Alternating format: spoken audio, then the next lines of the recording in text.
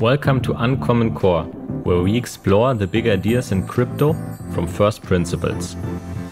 This show is hosted by Su Zhu, the CEO and Chief Investment Officer of Three Arrows Capital, and me, Hasu, a crypto researcher and writer. Hey Su, it's so good to see you again. Yeah, you too. I checked our anchor and it's crazy. It's been December that we last recorded an episode. I think it was the ETH versus Alt Layer 1, right? That one was memorable. I think we did another one, which was like market in general, right? And we talked about markets, but yeah. Yeah, maybe that was right about the same time, right? Yeah. Yeah. We've always been wanting to do one on macro as well. That's right. Yeah, that one didn't happen. Maybe it will happen still in like the next few months. I think that would be really interesting. Yeah. Not just on the podcast, we haven't really talked for some time. What's new in your life? What has happened since December? I think same old for us. Crypto has just been really interesting because you've seen a lot of different things start to happen. I think we're kind of out of the speculative wave of crypto, and we're now really going to the kind of what I said is the sharpest or the steepest part of the S curve. So we're seeing a lot of nations start to form their policies and see people use it in larger scale. And it's a very fascinating time that we live in now. Yeah, hasn't there been like a request for a discussion or a proposal even for a CBDC in the US? Yes, that's right. And I think every nation is really scrambling to figure out what they think about crypto, if they want to do their own CBDC, if they want to have travel rules or not, how do they tax it, how do they do regulation, the whole gamut. So I saw that the other day you played a match against one of the Botas sisters, right? Was it for a Deribit, I think? Yeah, that was a Deribit sponsorship. And so it was a lot of fun. I mean, I do think there are a lot of overlaps between, skill games, online games and crypto in general. And, a lot of the top trading firms used to recruit top chess players, top poker players. And so it's just cool to kind of go at it from the other side. Me being a chess amateur and then she being a professional. And just talk about things. Obviously, she's also really interested in crypto from a holding perspective. And so, it was a great discussion. And we also touched on where we saw similarities and kind of where we both saw value in crypto as an idea, as an ecosystem, as a group of people. Did you play Andrea or Alexandra? Alexandra. Oh, yeah, okay. And how did it go? I think she's like a fair bit higher than you ranked, right? Yeah, she's ranked much higher, so she went easy on me, and that was nice because we could talk through the moves, and she gave me some advice as well. And it was a pretty friendly game. I hope people learned something from it. I definitely learned a lot just playing her.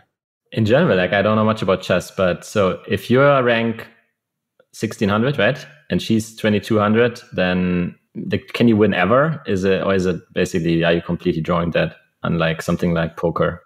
Yeah, it's not quite like poker because in poker, on any given hand, the likelihood of winning, even as the amateur, is quite high, just because so much that depends on what the cards are. Whereas in chess, there's no luck element in that sense. I mean, there's still luck at high levels in the sense of just like mindfulness and how people are thinking at that time. But at our levels, it's. I mean, what people do is they'll prepare strange openings to surprise each other. If it's a fast game, then they can try to do unsound moves that still require the other side to know the precise response. Those are called gambits or kind of sharp openings. It's interesting because the internet has made it quite a different game than over the board because you have all these really fast games now that people play. It's actually, Alexandra's mentioning too, but there's a whole generation actually that has only grew up playing fast games. And so they've never like actually sat on a table and played like a long game of chess before. Just because they don't even own a chessboard, for instance, if they're in a certain country. By fast game, do you mean that the thinking time is very low, or is it the playing style that's faster? Yeah, so if the thinking time is sufficiently low, then the strategies just become very different, right? Like you want to like sometimes get your opponent low on time, or you sometimes want to do different types of things that you wouldn't do a classical game would be like hours and hours over a board, right? So you have to do very good moves on every move, because you're not going to get away with any tricks. Whereas same is not true in a fast game. So if you had to play her not in a show match, but in like a life or death game, what would be your approach to the game? I mean, I would get crushed. There's actually no chance. If it was life or death and her life was on the line, there's actually 0% chance, I think. Okay. And if you had like a month for preparation and she had to do it immediately, would that be different? I think a month is interesting. A month is possible. You'd have to just try to study some of the like lines as far as possible and try to get it. I mean, I think it's possible to get to a draw if you study really hard some of the very drawish openings. Because a lot of the top games end in draws, right? So that's probably what I would do. I'd probably just study something that's very drawy, try to get it to that kind of an end game, and then try to draw it. And then, maybe there's some chance she messes up, and then you can win. Or just bribe her to accept the draw.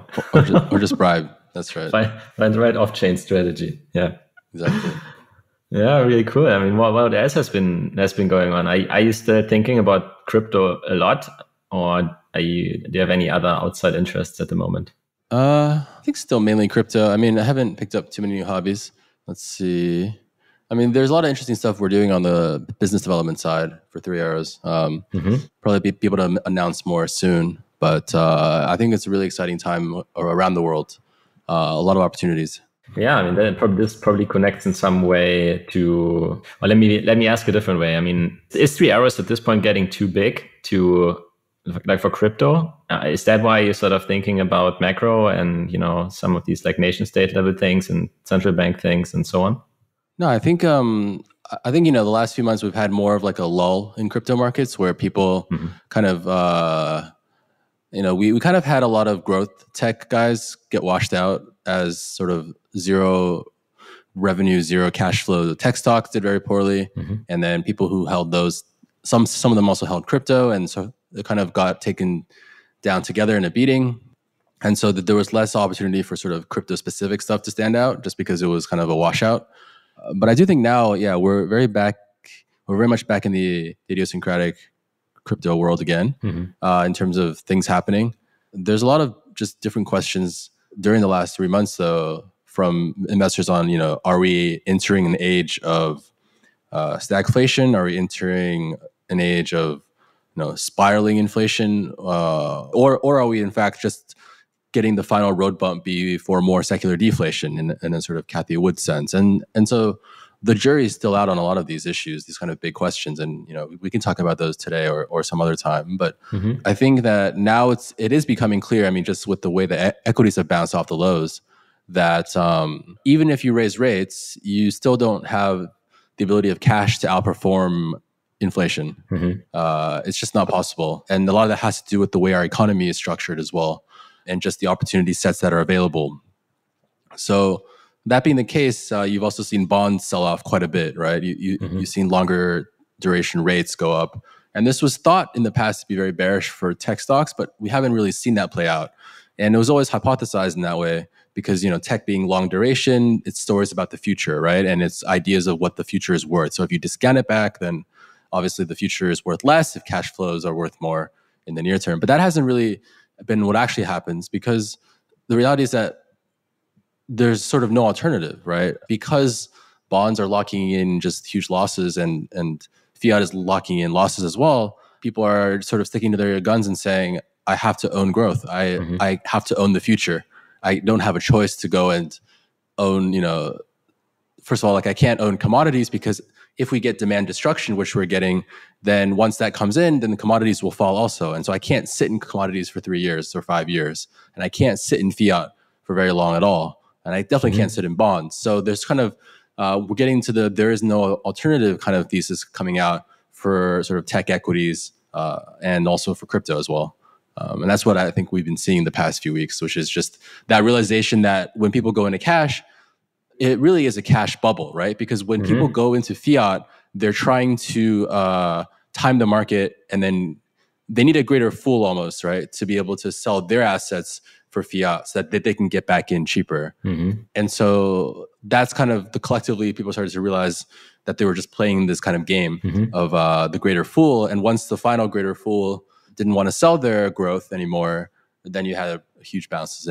And so I think my personal view is, regardless of whether we go into recession, regardless of whether we go into stagflation or secular deflation, I don't think the world can turn away from the disruption that is occurring in many industries technology-wise. And I don't think it's an environment where people have the luxury of saying, I don't want to own tech, I will own something else that looks safer. Because we have seen a breakdown of what is safe. Bonds were supposed to be safe in this environment, but because we went so far into the low negative rate environment, bonds were not able to go up anymore as stocks fell, right? So you had bonds even falling more than stocks. I think bonds are now down, 30-year bonds are down more in dollars than if you own stocks, if you own NASDAQ. And so also you haven't really seen much else be great at storing value in terms of the things that are supposed to be safe. They're also very volatile, right? Like you can own oil stocks, but you're making very specific bets now about supply chains. You're making very specific bets about how things will develop, and the volatility there is even higher than in crypto. So it's also not quite something that you can hold for many years and feel good about it. I think longer term, what we're going to see is people just allocate a fixed percentage to crypto, and this percentage will get higher and higher as they start to understand it more. And these kind of investors have been waiting for this move to get in, and that's exactly why we're seeing the market be so firm now. I want to zoom into the role of bonds here. So bonds used to be, I think there have been very few times, historically speaking, where stocks and bonds have gone down at the same time, right? It happened in 2008 briefly as well, but yeah, it's usually not the case. And the whole 60-40 portfolio, which a lot of Bitcoiners talk about being very strange, it's really starting to play out now because the only natural buyer of bonds is really the pensions. And the pensions are buying them because they need to deploy somewhere. And this has like a fixed annuity-like properties that pension holders benefit from, right? Because they have a fixed amount of capital and then they get an income per month that pays for their expenses. So that's kind of the natural buyer of annuities. But aside from them, you don't have any other natural buyers aside from them and the central bank, right? So the central bank has ended up being the biggest buyer of bonds in many different nations now, in Europe, in Japan, and in the US. And that is actually extremely scary long term, because what it means is that the government is basically lending to itself, right? It's printing money to then lend to itself. And this really only works if we are in secular deflation long term. And what secular deflation means is that despite printing money, we will not have inflation. And the reasons why we won't have inflation are that technology is advancing quickly enough and demographics are slowing quickly enough that you will never have that kind of demand for more goods, pushing up the price of goods. And most importantly, you won't have wage inflation, because without wage inflation, it's very hard to get true price inflation, right? People have to be making more money. There has to be kind of a pushing up of the base wages. And technology, of course, is incredibly wage disinflationary these days, right? We've gone from call centers in Kansas to India to Manila, and now just AI chatbots, right? So if you go to things that used to be maybe a human on the side, now they just give you a chatbot and they say, go for it. Well, this is all you deserve, right? And maybe 1 in 100 problems can't be solved by the chatbot, but most actually can. Yeah. And that's why people always say in the markets, right, that if you get an inflationary spike, that's actually very disinflationary, because it also makes people think about prices and it makes people scared to spend. And that cuts back demand and growth, but it also gives businesses social the Overton window to do more things that would have been socially unacceptable. Yes. Right. So some of these things may be like, for instance, just having fewer waiters and using tablets. So I'm seeing this here everywhere. Like people just order via tablets now. And now we wonder, why do we ever have a waiter to order food? It just seems weird now. And if you go to Japan, for instance, if you go to a ramen shop, there's just one guy cooking the ramen, and he also gives you the menu, and he also takes your money, and then it's done. Yeah. There's like one dude in the whole shop for, let's say, 24 people. And he's making all the food for everybody. And then he goes home, and then he will usually have a shift with like another guy. So there's two dudes that run the whole restaurant 24/7. Yeah. And that's it. So like people, if pushed, can add a lot of efficiencies to their business very quickly. Yes. And this actually, in my opinion, will only accelerate as older people start retiring from the workforce. Like one of the interesting questions that, economists have asked is like, as the boomers retire, is it wage inflationary because wages will go up for those same jobs as those people don't exist? So the skills, the people who are remaining will be able to demand higher wages. Yeah. And I've gone back and forth about this in my own life for quite some time, but now I'm quite firmly in the camp that absolutely not, wages will go up. In fact, it will be the opposite, because it opens up the Overton window for technology finally.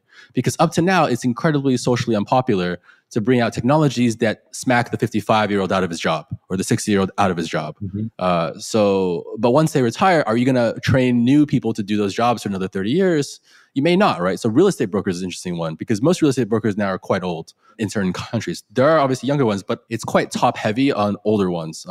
And so as they retire, can the younger realtors demand higher fees on selling houses? Probably not, right? Probably the whole industry will just make do with fewer realtors or make do with fewer or use better technology. And I think we see this in every field. So the other interesting point on sort of deflation is that in the West, a lot of demand is psychological as well. And sort of the leftists have been talking about this for a long time, but the idea of behavioral change in the West and what do people actually spend money on and what do they do?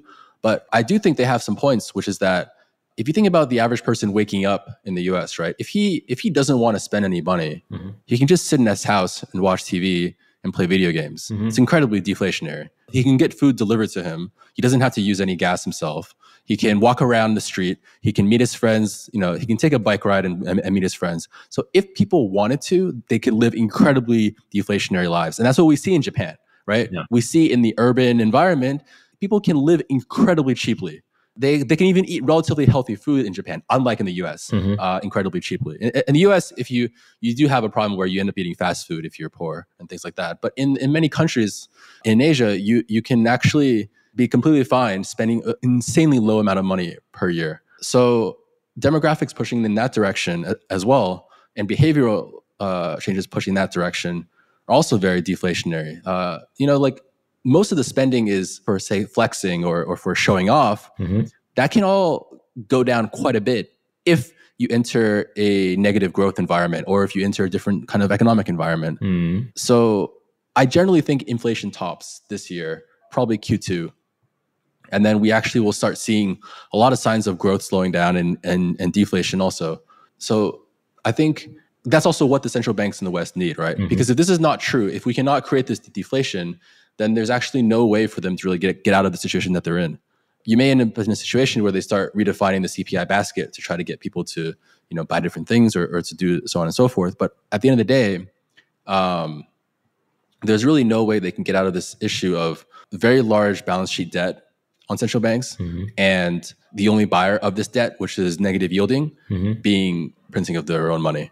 What do you think the decision makers want? Is it deflation or inflation? The decision makers want deflation now, but they want to do it by creating fear for consumers so that they don't spend as much. They want to sort of crush demand, essentially. What they don't want is for people to stretch themselves out and start buying used cars at 80% higher than last year, or start buying new houses that they can't afford, and then mortgage rates go up. So they want to scare everybody. They want to say, okay, you better be spending within your limits. You better be sort of safe. But I don't believe for a second that they think that we will have inflation in like 3 years. I don't think they believe that. So I think they know that it's transitory in a lot of ways, but they don't know how long it is. And they kind of oversold the transitory inflation stuff for too long, right? Because of energy. They didn't have energy security. They don't have food security at all.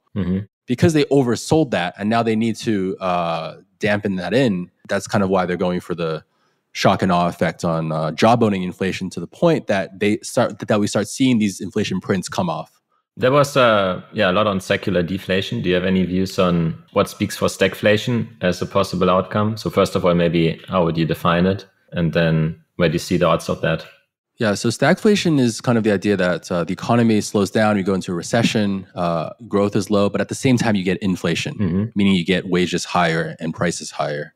And so the main people who believe this are kind of pointing to the 1970s and saying, look, we had similar type of environment in the sense of, oil spike, which causes inflation, and commodity spike, and then you probably enter a recession.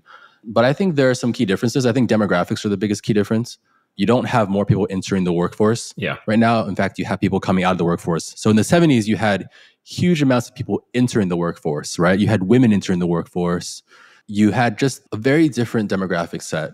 And so now I don't know if we will be able to call a top on commodities in general, but I do know that for quite a few of these commodities, they can be substituted by people just deciding they can't afford them. So the analogy I give is like, if you make $30,000 a year and you normally spend, let's say, $25,000 a year on a certain basket of goods, if that now costs you $50K a year, you don't spend $50K a year because you don't have $50K a year, right? you may not even spend 25K a year where you currently spend on. You may somehow even spend less because you're just so shocked by the prices higher. Yeah. And so like people always say, like when everyone's talking about oil prices being so high, that's usually very close to a top in oil prices because everyone's just seeing it and being like, you know what? Instead of driving to the movie theater, I'm going to stay in and watch Netflix. Yeah. These are kind of the things that you're already seeing now in the logistics markets and the shipping markets, right? Where shipping's come off, logistics have come off. And, it's not in the mainstream narrative of sort of, spiraling inflation. Because the other thing about inflation too is that the media likes to talk about inflation a lot because it gets clicks and it's kind of now very obvious that we have inflation and it gets people riled up. But secular deflation is much harder for people to understand. And also, it's nonetheless been the reality of Japan for many, many years now, for about 30 years. So if we get into Japanification, as there are a lot of signs that the West will, then this is actually still the main game. And in fact, will be even more so by this kind of shock. But I do think stagflation, if it were to happen, it would be very dangerous because there's a lot of people with mortgages. There's a lot of people with...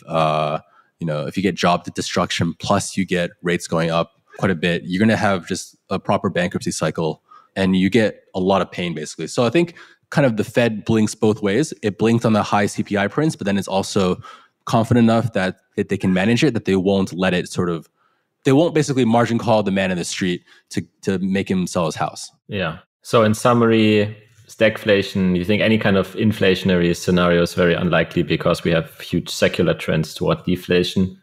For one, technology, the other, demographic change. Yeah. You think more secular deflation is more likely, but at the same time, very dangerous because if nominal debt stayed the same, but your income goes down, that's very bad for borrowers. Yeah. Does this necessarily end in a recession or can this, stretch out for decades? Or where do we generally put the odds of recession? I mean, it's very difficult to say. I generally don't think it'll enter a recession unless the Fed forces it into a recession. And I don't think that that's their goal either. But with that said, I think zooming out, right, you're actually getting massive easing in China and Japan at the same time that the US is trying to say that they will crack down very hard on inflation. And I think there it's because China, more so than anyone, knows that they have a massive secular deflation problem coming because the public birth rate is like 1.1, but it's likely under 1. You have this kind of problem where you have all this housing that they have the highest housing price to income ratio in the world in many cities. And so you have 6 people basically saving up for one house, right? You have 4 parents plus the man and the woman saving to buy a place. And these asset prices are not able to be supported because there's just not enough new people being born and not enough immigration to buy these homes. And they also have all been told that these always go up. So they need to print a lot of money to support asset markets, and they need to print a lot of money to basically prop things up. And they're also quite sure they can print this money and not even have much inflation in the long run because of secular deflation. And so I think the only question there is, can they handle the food price increases in the meantime? Because there's been a lot of food inflation as well.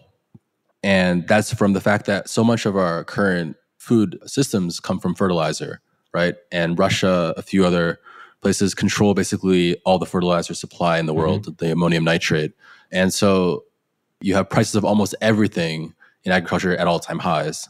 Again, that can turn very quickly if you get a resolution to the war, right? If you get some kind of a ceasefire. So barring World War III, those kind of things are also transitory.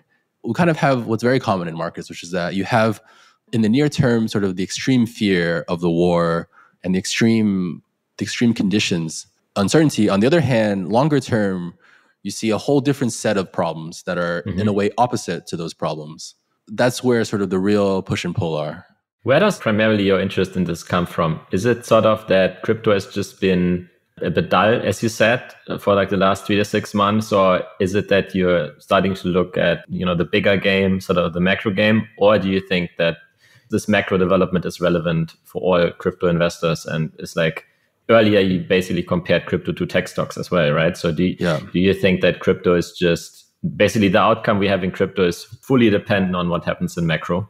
Well, yeah, I think we're entering a phase now for crypto where it's in the big leagues. So it's people are wondering, when I own this, what what sorts of things do I believe about the world? What kind of world am I investing into, and what kinds of things will hurt my portfolio? What kind of things will help, right? Yeah. And I personally think, actually, regardless of my previous comments about secular deflation, I actually think it doesn't even matter that much for crypto itself, because it's still very early, that those forces are not strong enough to matter for the total market cap of crypto assets.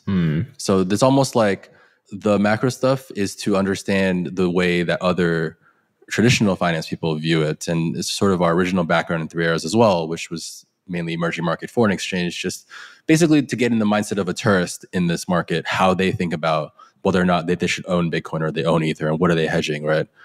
But separate from that, I think the real interesting stuff, aside from macro, the past few weeks has been the political implications of Ukraine, Russia. And there, I think what we've seen, right, is where before people could criticize crypto as either frivolous and speculative or subversive and dangerous, now absolutely no one says it's frivolous and speculative.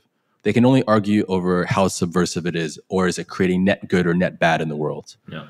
And to that, I have two different arguments, sort of two very different philosophies. I would say, one, we can say it's doing net good in the world because Ukrainians are using it to be able to get money in and out. They're able to receive donations and have that translate into supplies. And also Russians are able to leave with some of their wealth intact. So net, it's good in that sense, right? But of course, some people might debate you on that, and they might say, well, Russians are also, maybe they're avoiding sanctions or this and that, right? And we'll come back to that. The second argument I would add to that, though, is that we are in a time now where, in an unprecedented way, the way a normal person views things occurring in the world is in terms of whether it should happen or not.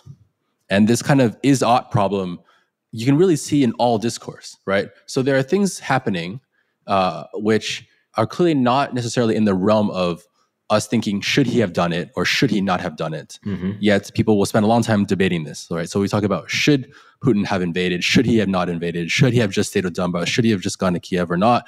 But these are all questions that are almost irrelevant, right? The more interesting questions is like, what happens next, or what will be the reaction? And I think from that point of view, crypto, the cat's out of the bag. And you're seeing sort of both Ukraine and Russia do a lot more in crypto now, right? You're seeing Russia do a lot more with talking about mining, talking about using Bitcoin for oil and gas, talking about issuing digital assets. And on the Ukraine side, you have them minting NFTs, you have them doing a whole host of things. And on top of that, you're seeing really interesting developments in the Middle East around crypto, because they're also saying, we want to support a alternative parallel system of finance. And it turns out that the West also supports this system, but that's even better because it's just a credible neutral system. And we love the idea of a credible neutral system because we believe in the multipolar world order, right? And we don't think that the U.S., for instance, should be able to sanction an individual. But moreover, we want to contribute to a world where it's more likely that they cannot sanction a world order. So we're kind of seeing geopolitical moves happening that are well outside the world of saying what should happen, and instead saying what must we do next as a response to these things that are occurring. Yeah, totally. I mean, this is something that you learn in trading and in poker and in any form of professional gaming, to be in the present, right? And yes. And don't waste your time thinking about the past unless it can give you an indication for what's going to happen in the future. I like what you said about the multipolar world order and also about the conflict in Russia and Ukraine. And it's my impression, I mean, one thing has given me a bit of pause, which is I talked to a lot of people and sort of everyone is on the same page that really it's a good thing that the West has been able to freeze so many Russian assets and the assets of the Russian central bank and of Russian oligarchs and so on, and is able to enforce so many sanctions. And I feel like this could be used increasingly as an argument against crypto. And I'm not sure how I would respond to that.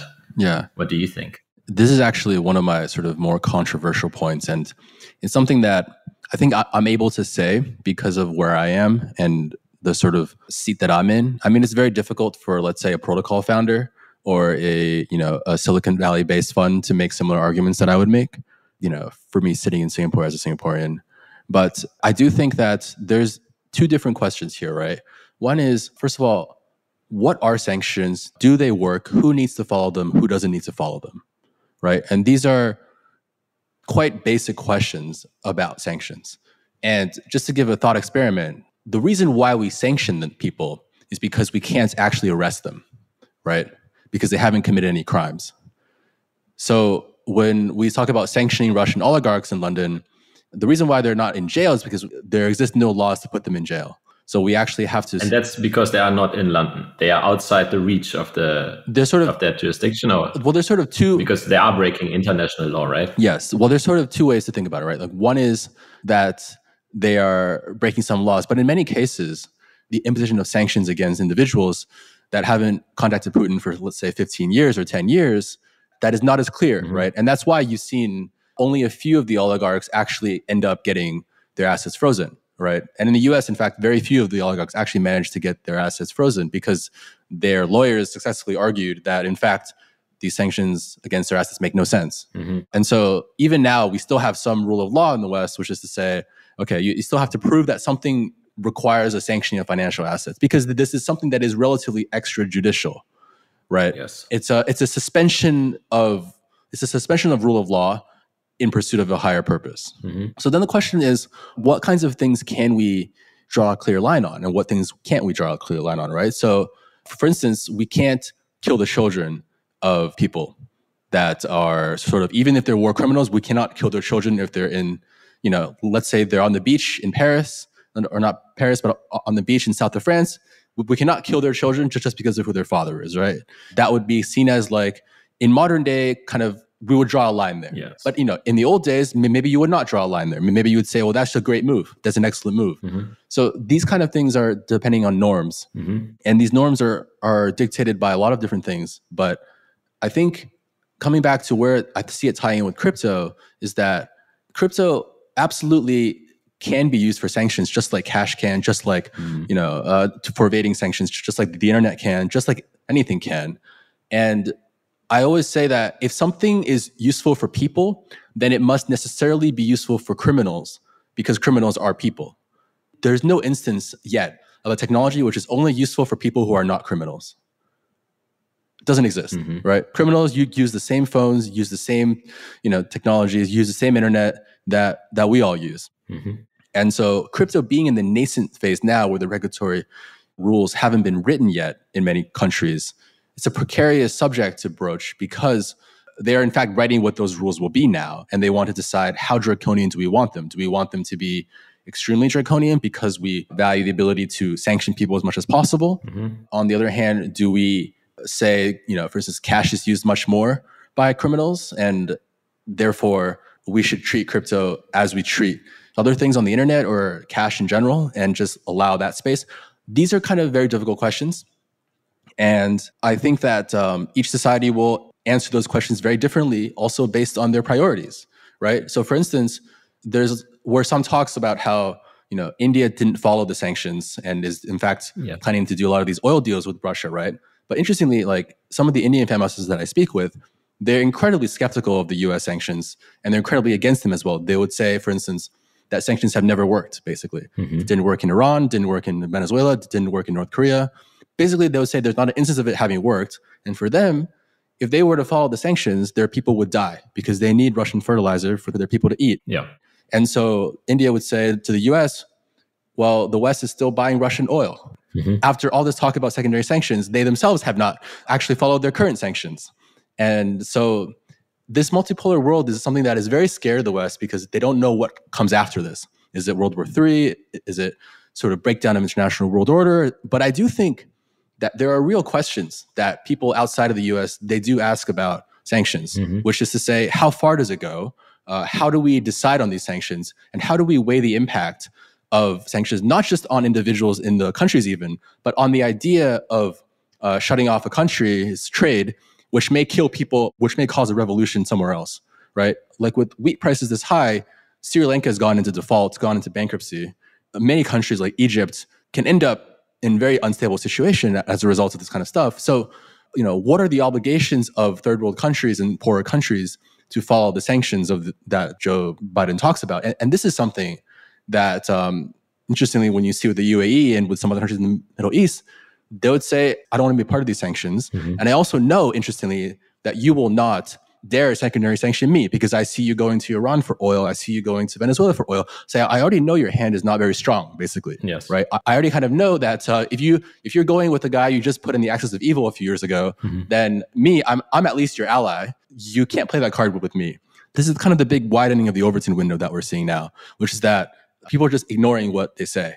And I do think kind of what's likely to happen is that you kind of see a short-term victory for the West, where probably Ukraine will get the better end of a deal with Russia.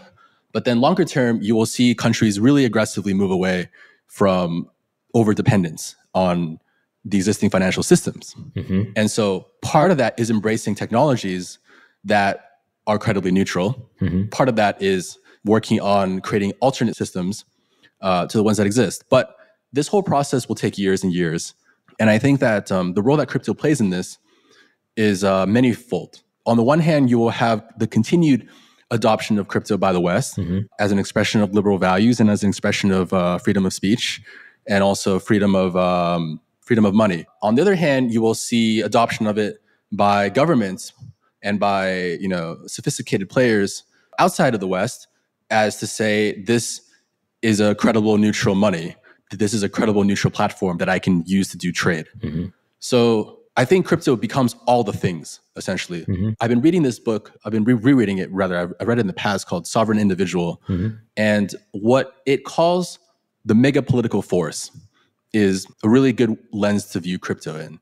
Crypto, and more broadly, peer-to-peer encryption, is a mega political force, meaning that we cannot reason about it in terms of should we ban it or not, because it is not bannable in the sense that the printing press is not bannable. Also in the sense that the iron horseshoe is not bannable. So in the book, they make the point that we roughly have followed 500-year epochs. And in each transition of epochs has been marked by technology changes. So he gives example of, coming out of the dark ages into feudalism, we had cold spell, which was then followed by the invention of iron horseshoes. And that enabled some farmers to put these iron horseshoes on their horses and be able to lord over other people because they were able to also then make metal weapons and metal armor. So they were able to have dominion over their neighbors and then eventually centralize farming and eventually do that via the Catholic Church as well. And then he points out that, in the year about 1500, you had the printing press and you also had the boats and age of exploration. And this in turn changed the locus of power drastically from the feudal system to a merchant system. And in the merchant system, and that's why, he pointed out that the aristocracy of that time, they would have not believed that this was possible, that this transition, but it happened because of the mega political force of the technology. Which was changing the very nature of capital as well. Because at that time, land was very valuable, but land started to fall a lot relative to financial capital as people realized through pamphlets, which could be printed by a printing press, that actually there was so much happening in the rest of the world that suddenly the land you have right around you maybe isn't worth so much relative to what is possible outside the world. And then you had people investing in the Dutch East India Company, had people investing in some of these tremendous exploratory missions that ended up, creating vast amounts of wealth, right? But interestingly, at that time, the Catholic Church was fighting against it arm and fist, right? Because they were saying usury is against God. But really why they added those things is because they didn't want people to invest. They wanted people to give all their money to the church. Right. And they also banned the printing press initially everywhere, except a few parts where they were not able to penetrate those areas. And in those areas, you had people, slowly proliferating this idea that you don't need to give your money to the church. You can still practice religion. And so they attacked at the power of the church by having the Bible printed in common language, meaning the language that the locals could read instead of in Latin. And they also explained the Bible itself instead of did it via the Catholic way, which is through the cathedrals and through the paintings and these kind of things, which are very abstract. And so through that process, you had really a mega political revolution in people's minds about where the locus of power was, where capital should be allocated. And I think what we're seeing now is this, but with peer-to-peer encryption on the internet, right? Because in the 90s, you had essentially the invention of peer-to-peer encryption by cryptographers And the military in the US said, this is military grade encryption technology. This is weapons grade technology. We should ban it, right? The professor said, well, sir, this is just code. These are just words. Yeah. So, and in the end, of course, information won out, and it's just words and just numbers. It's funny to think about the printing press as a disintermediating technology. Incredibly so, right? Incredibly so. Who do you think is the present day equivalent of the church that gets disintermediated? Is there any equivalent? I think the nation state apparatus today, a lot of people don't think about all the things we currently rely on it for, but this was not the case even a couple generations or 3 generations ago. There's kind of been a breakdown of the family, and then an idea that instead you rely on your state for this. And this, I think, will get dialed back in a major way, especially in the countries which have a very large social welfare state, especially an unfunded social welfare state, because ultimately it will be financially unsustainable. One of the predictions that Sovereign Individual makes is that as we enter the information society, the work that people do will be predominantly on the internet and digital. And as this happens, the place that they live, the territorial claim to revenue will get weaker and weaker. Their monopoly on violence will get weaker and weaker. And not in the sense that they don't have the monopoly on violence, but that what they can extract from that monopoly on violence becomes less and less.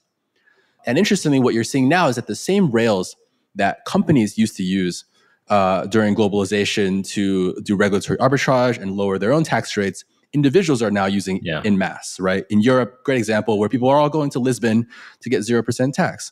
And Europe can't even say anything about it because they have free movement of people that they, added in for their own sake at that time. And so that's exactly what Sovereign Individual predicted, which is that the place that you are born in or the place that you grow up in is going to have very little claim over your productivity as we enter digital world. And that, of course, breaks down the kind of ability of the nation state to command a lot of things from you. And this will be very disruptive to places that are used to a very large government doing many different things. And will be good for ones that have a different government model that don't rely on this as much.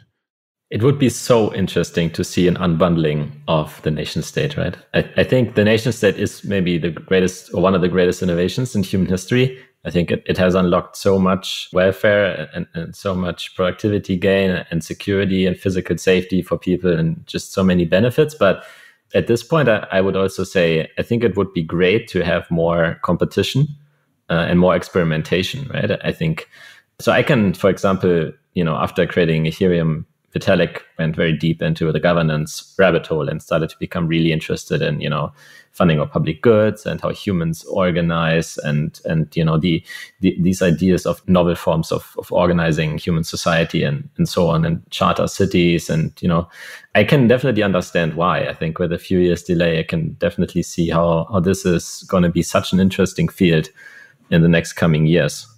Yeah, for sure. We are not that far from a world where people will start moving to places with people that they've already met online to set up communities. And this, I think, is not as futuristic as it even sounds. Because if you think about the Pilgrims going to the East Coast, going to Plymouth Rock, that really was the same thing, right? These are people that kind of organized through their religious views and then left religious persecution to a land that they've never seen before together in a boat, the Mayflower, right? So that kind of move, and we've seen tons of this stuff throughout history, whether it's refugees, whether it's, islanders, the sort of desire to form a clan or form a group and then go somewhere else and take the risk of the unknown versus the possibility of something bigger. This is native to our species, really. So I think now what's interesting is that we're seeing these creations of groups be done entirely digitally. Yes, exactly. And the generational gap here has never been bigger, because for the older generation who didn't grow up on the internet, they're shocked by the idea that you can form bonds this strong on the internet. They're just completely shocked by it. I was just at a dinner with some very old people who were just saying, you know what, the internet, I think net was a bad thing. That's what the guy said. And I just, I had the similar reaction to you. And I was like, I'm just not privileged enough to say something like this, because like it's the height of arrogance to even think the internet cares if you think it's good or bad, right? But that's kind of the gap, because for them, they can just turn off the internet. They can just say, you know what, and he showed me that he has a Nokia phone, like a flip phone from all these years ago and things like that. and he doesn't use a smartphone. But at the end of the day, what are young people actually doing? They're actually forming a lot of their most important moments online, whether it's socializing with people, in their neighborhoods, but also making friends overseas and making friends through common interest. I think this kind of pluralism is something that will take real shape over the next few years. And the ways that it does so is going to be really hard to predict. And it's going to blow people's minds, in my opinion, because I think in many ways, those bonds are stronger than the bonds that can be made physically, because they're done so through choice. Yeah. Right. They're done so through going into these places, doing actions together, taking these journeys together. Yeah, I don't know. I'm sure you have heard of the idea of the cloud city, right? Which is kind of the same thing, like where people used to venture out into the unknown with the idea to, settle down somewhere, form a new country or form a new city.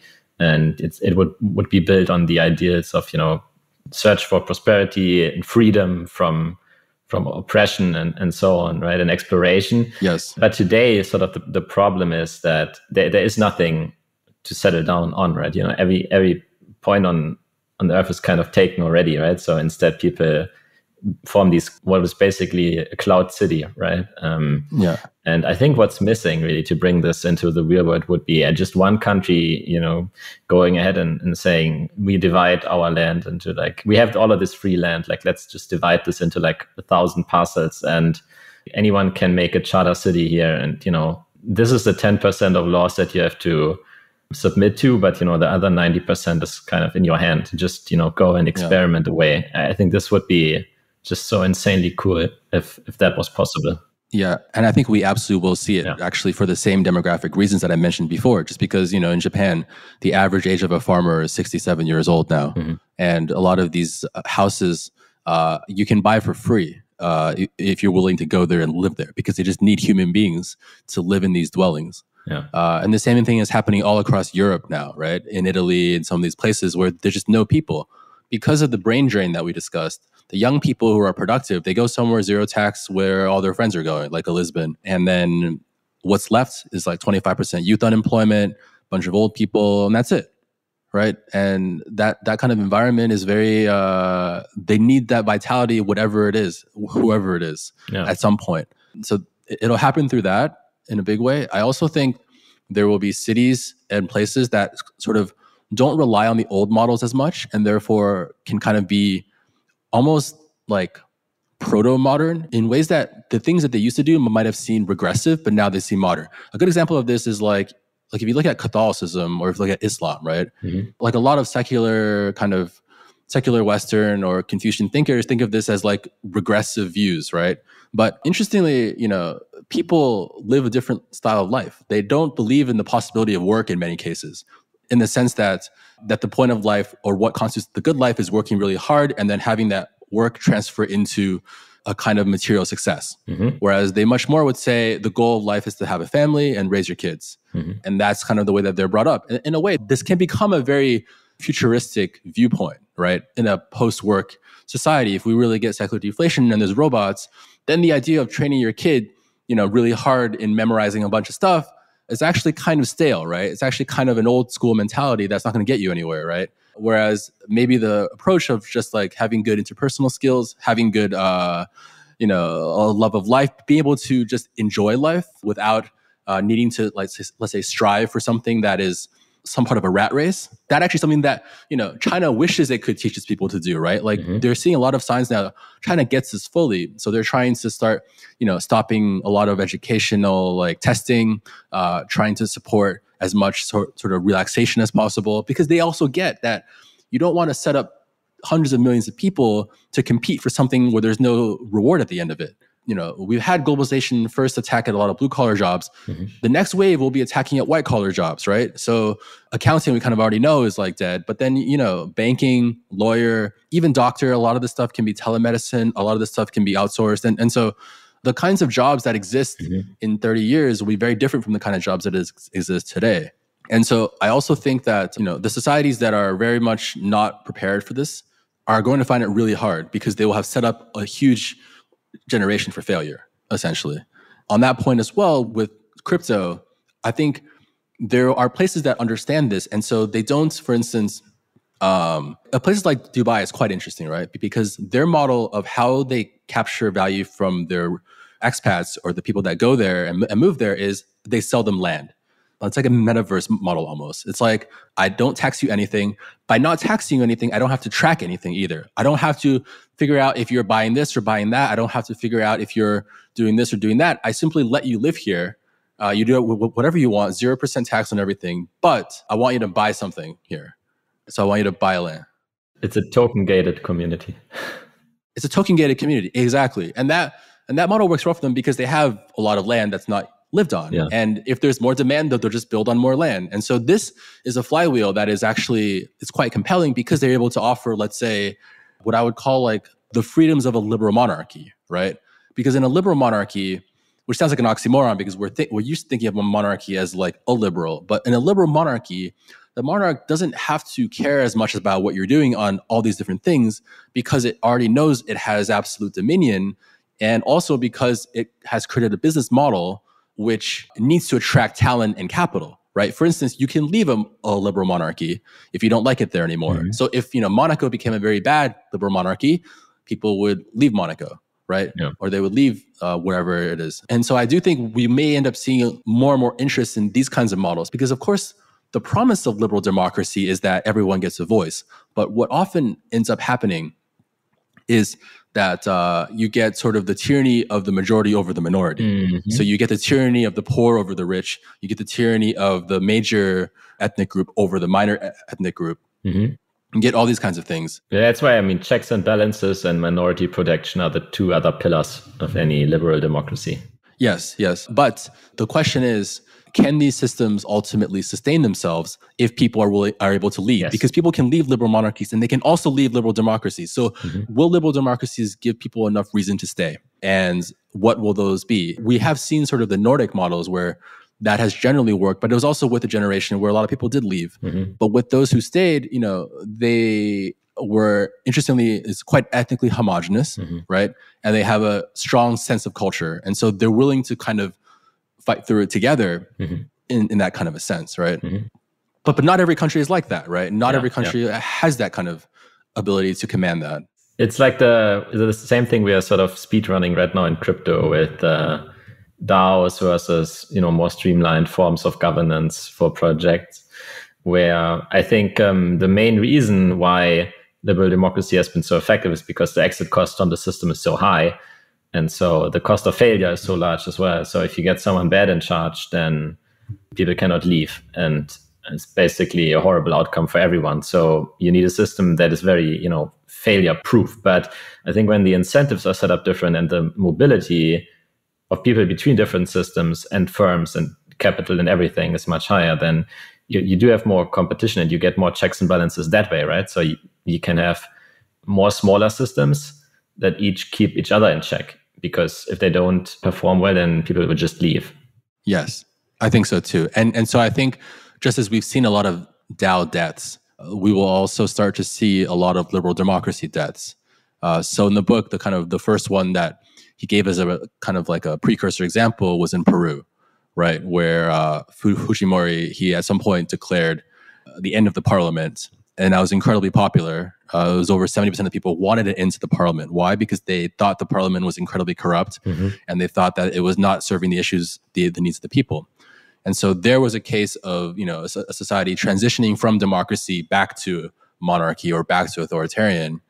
And so I do think that I don't know if Francis Fukuyama's end of history, where the end of history is liberal democracy, is actually historically likely. I have my personal views on what systems are the best, but I don't think they're relevant. My personal views on which are the best. I do think that ethnostates will be on the rise because ethnostates are one of the only ways that people are willing to sacrifice for the rest of their nation. Like, you can't get someone to sacrifice for the idea of a continent. It's difficult because it's a made up concept, right? It's a concept that's not old enough for people to die for. And moreover, in many cases, they're not even willing to die for the country that they're in. They may be only willing to die for their tribe, right? And a really great example that I was bringing up is Catalonia, right? So Catalonia in 1997, in the referendum, 92% voted for autonomy. And they were promised autonomy as well by Ferdinand Franco in 1973. Yet Catalonia has no autonomy today, right? And there were at some points where the European Union wanted to say, well, Spain is a flawed democracy because they didn't give, but then of course they didn't do so because it would have been very politically inconvenient to call Spain a flawed democracy, right? And so you have these interesting questions of like, where do people's loyalties ultimately lie? Where do people's, what kinds of things do people believe about the world? And given, globalization has now created the rails for free movement of people and free movement of labor, free movement of capital, how will the modern generations use this freedom to shape their own lives? And that question is a very open one because it's now not just information workers, not just software developers who are doing this. It's anyone working on the internet, right? So it's marketers, it's content creators. It's literally mass adoption of this idea.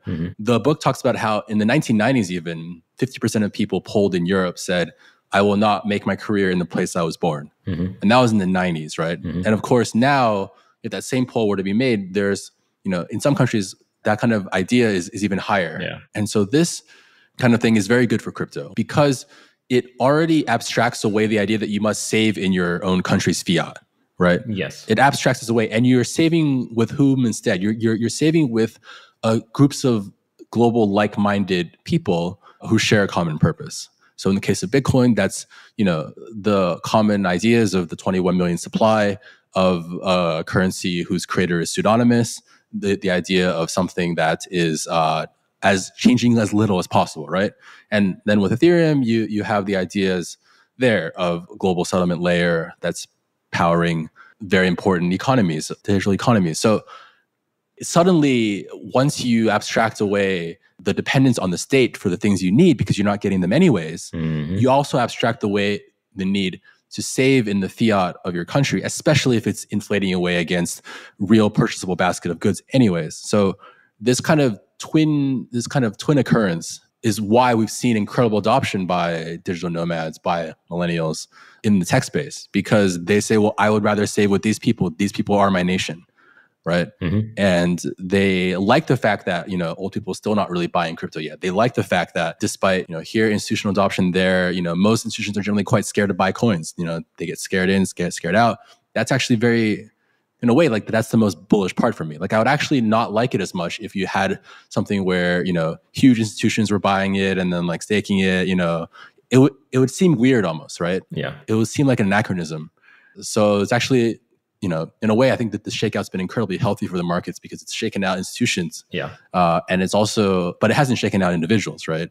If you look across exchanges, some of the proprietary data that we see, individuals have been buying the entire dip. There's been very little individual selling. It's actually been mainly sort of the Web2 funds that have been selling, and these kinds of players that kind of just like had to cut risk and so on and so forth. So longer term, I don't think institutional adoption even matters for crypto. For me, the interesting end game is all about what are people doing on this earth to secure their wealth? What are people doing to transact with each other?